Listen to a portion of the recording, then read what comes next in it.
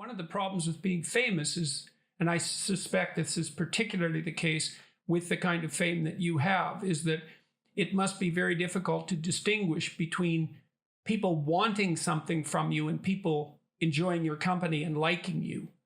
And it might even be difficult for them to distinguish between those things, because fame is a very difficult thing to deal with, even as an onlooker, even as a family member. You wrote about your mom's reaction, for example. She became a fangirl to some degree, and that would be definitely disconcerting. Yes, it was. Yeah, I had 8 years there where my mom and I needed a mother. And what I, on the other end of the phone, was a fan of my fame, someone who wanted my fame more than I did. Right. Well, it shows you the power of that, too, because your mother obviously cared for the person you were before you became famous, but Absolutely. She was overwhelmed. And it's not surprising. I mean, to some degree, the entire Hollywood apparatus exists to manufacture fame that's overwhelming. That's its whole, I can't say that's its whole purpose, but that's what it uses to drive, let's say, to drive people to the theater. So to be victimized by that, to fall under the sway of that is unsurprising. It's surprising that it could be resisted. And that was certainly, you could certainly see that with your mother's response.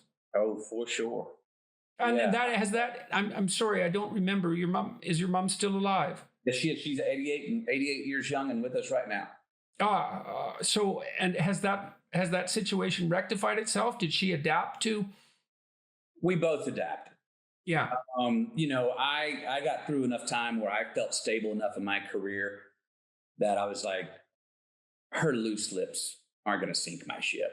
And actually, I let go the reins. And as soon as I said, "You go, Mom, here's the mic. Hit that red carpet line. You can talk to anybody. You tell, no filter. Sell whatever stories you want." 99% of the time, it's awesome. And I'm like, you know what? Let her enjoy it. And I was able to enjoy it. And then come to that, realization that, I wasn't going to change her. So because I couldn't change her, it's kind of like the sabbatical I took from the rom-coms. I wasn't going to change her, so I just had to kind of block her out for a certain amount of time that ended up being 8 years until I was stable enough to go for it.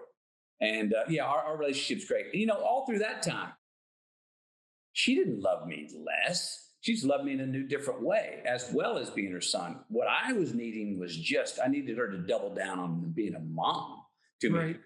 Where instead of, she didn't double down, she didn't even cut it in half. She kind of was really wanting to know about the fame part. And I remember telling her things like, "Well, you keep wanting to come out here and see me, but what if I was an accountant in Chicago? Would you want to come see me as much?" And my two brothers were like, "You don't want to come see us as much. You want to see little brother." And we were like, "Yeah, we get it."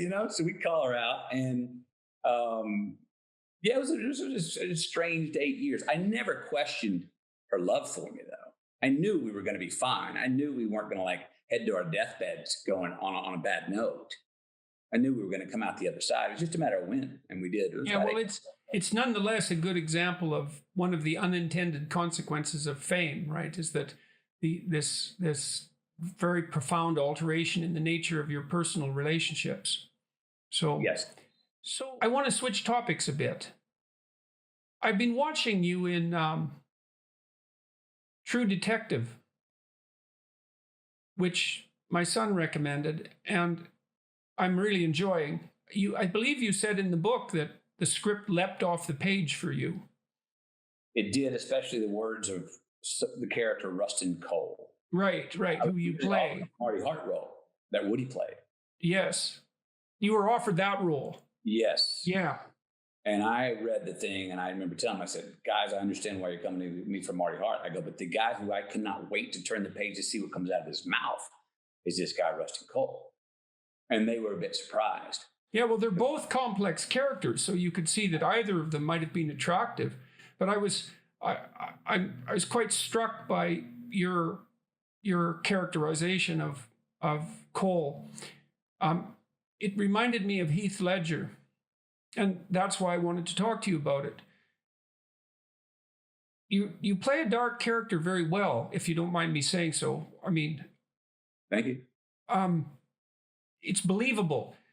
I've known some dark people, and your portrayal is believable, very believable. And so that makes me wonder what price you pay for that. It's kind of a cliche, you play a dark role and it invades you, but it isn't obvious to me how you can play a dark role without it invading you. And then, or at least you have to allow something dark in yourself to come out and respond to that. And you're very different on the screen playing Rustin Cole than you are in a romantic comedy role, clearly.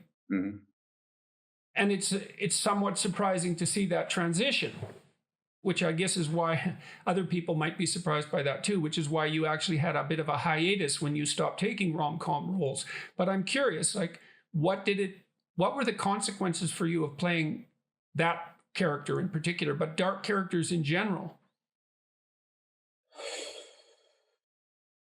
The dark characters, the baddie, usually has so much more identity than the white knight, than the hero in stories that I read in scripts and things.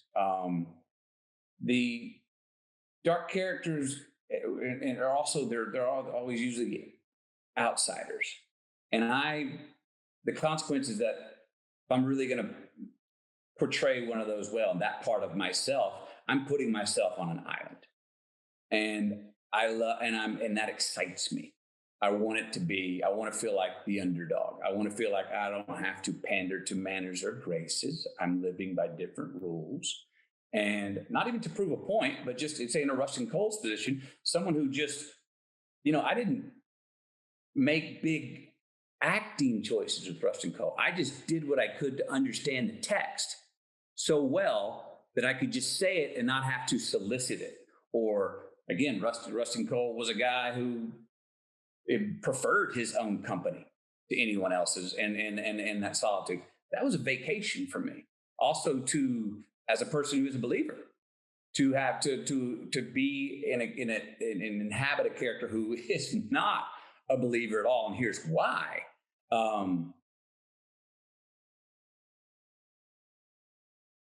I've always thought this was odd. At the time that I chose and wanted to go inhabit Rustin Cole was the time that my faith was strongest. And if my faith would have been as strong, I might have been a little more fearful of going so deep into this man's mind, spirit, and ethos. And so you had some protection.